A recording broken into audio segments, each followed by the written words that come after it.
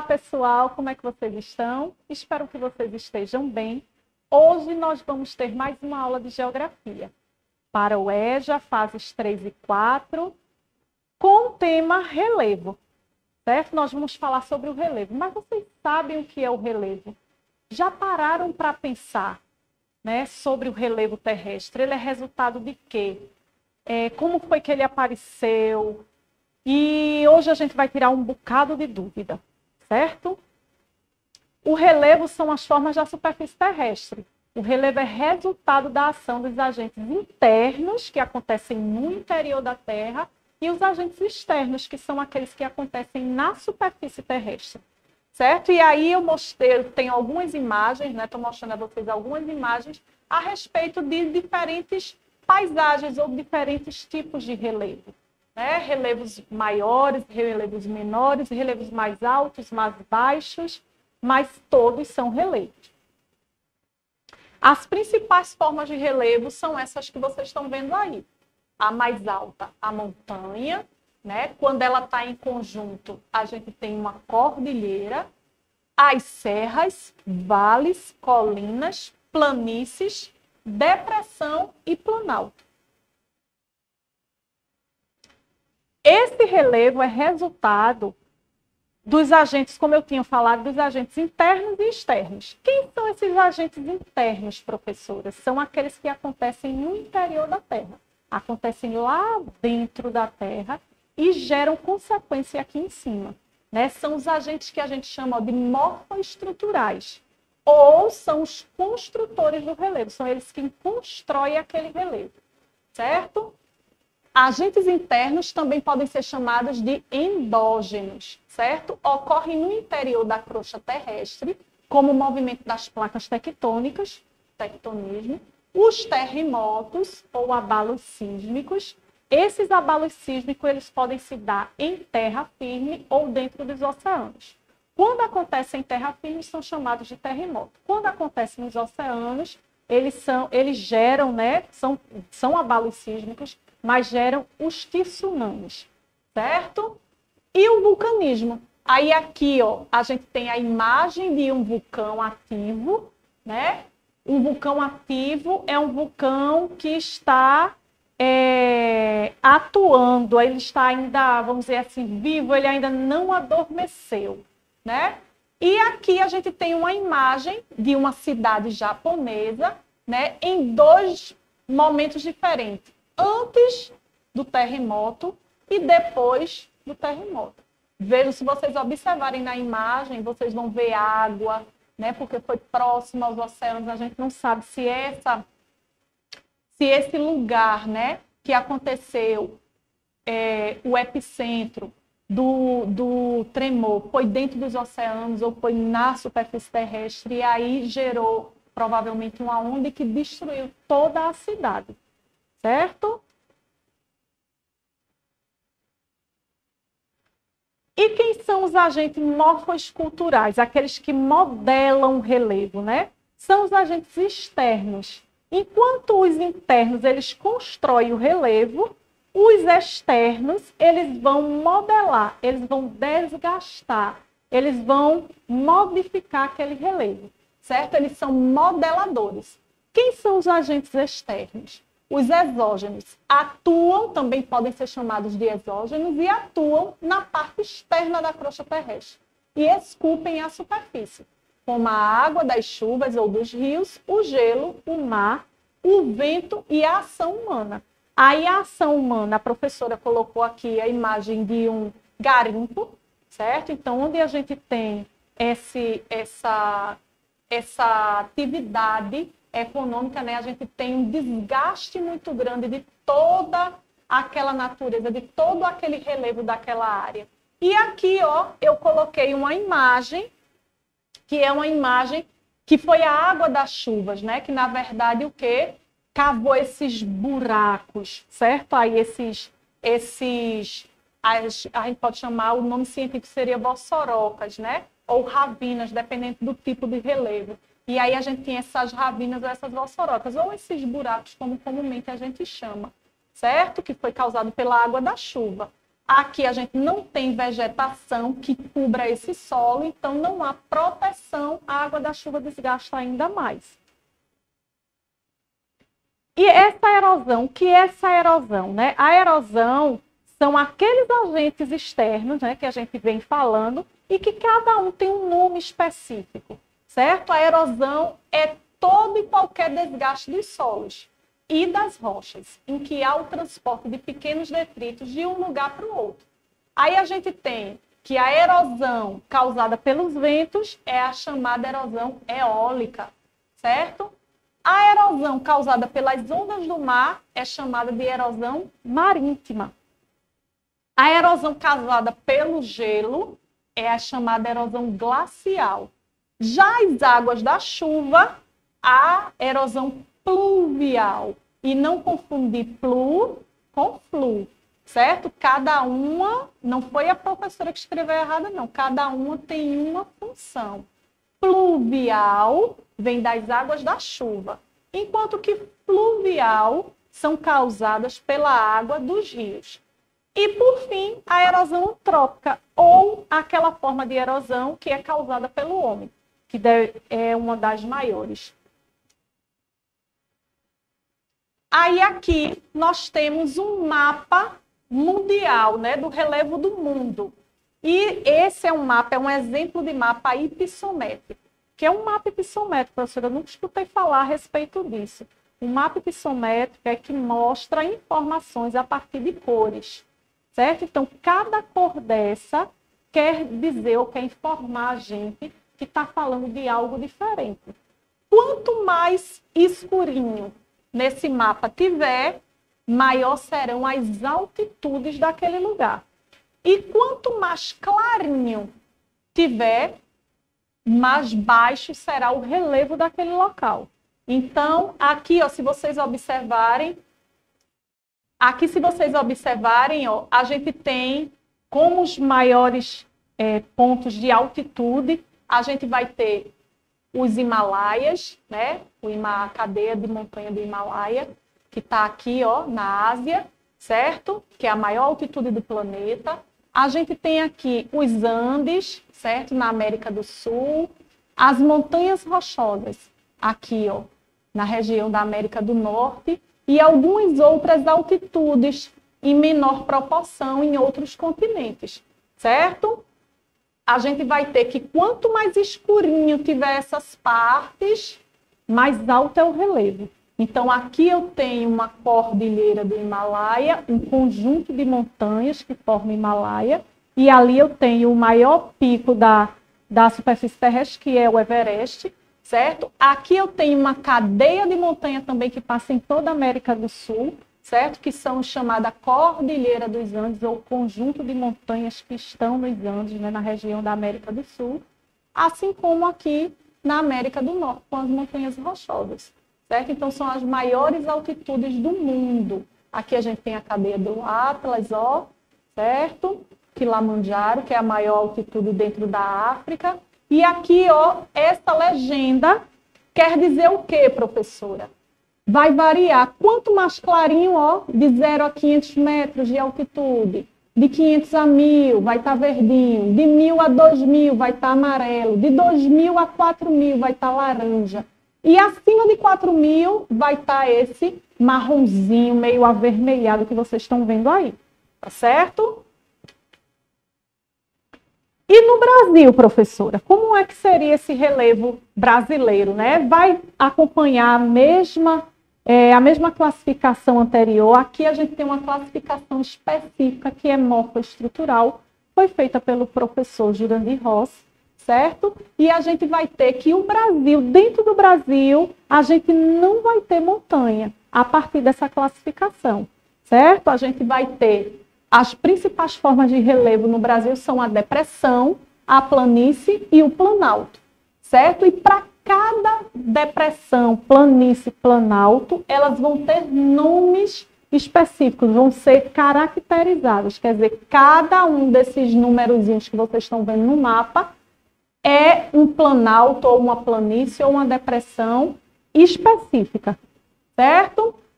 Aqui próximo a gente, dentro do nosso território, né, território que eu falo dentro do nosso estado, né? A gente tem um planalto importante, que é esse Planalto 11, o Planalto tá de laranja.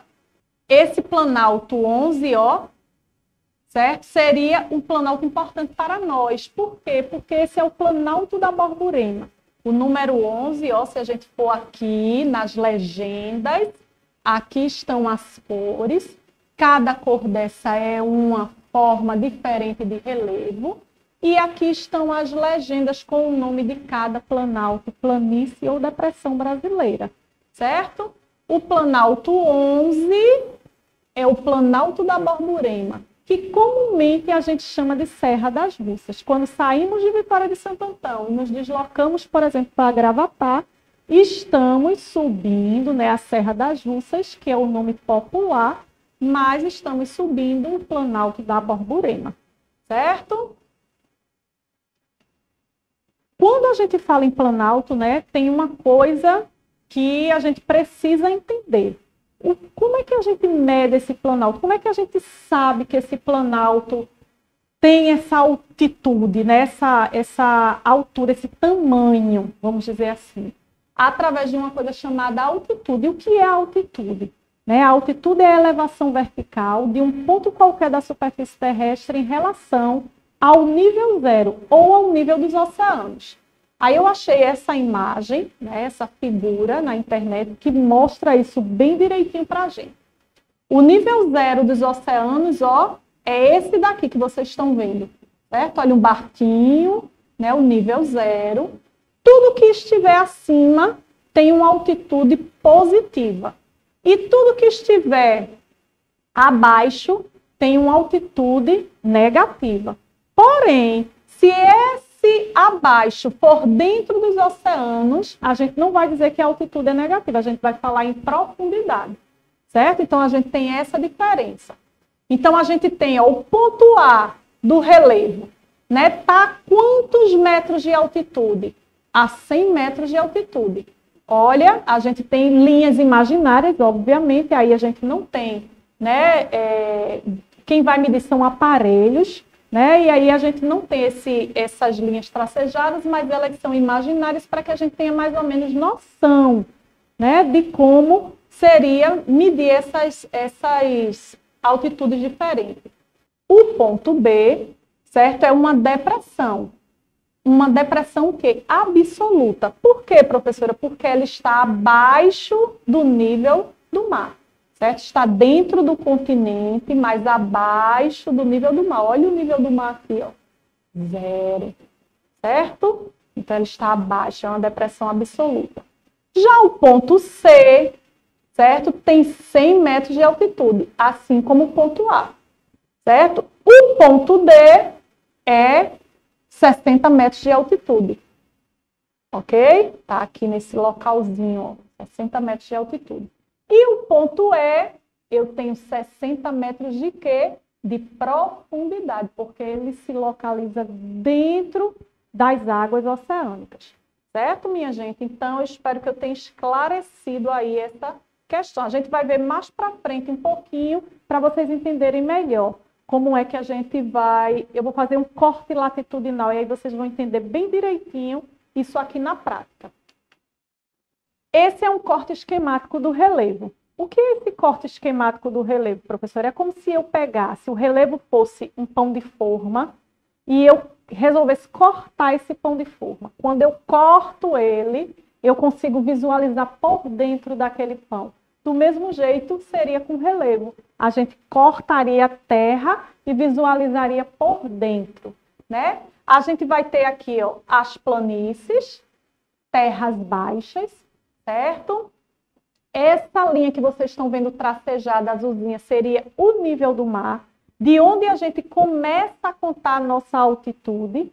Essa altitude é a distância de um ponto qualquer na superfície terrestre em relação ao nível dos oceanos, certo? Ao nível do mar.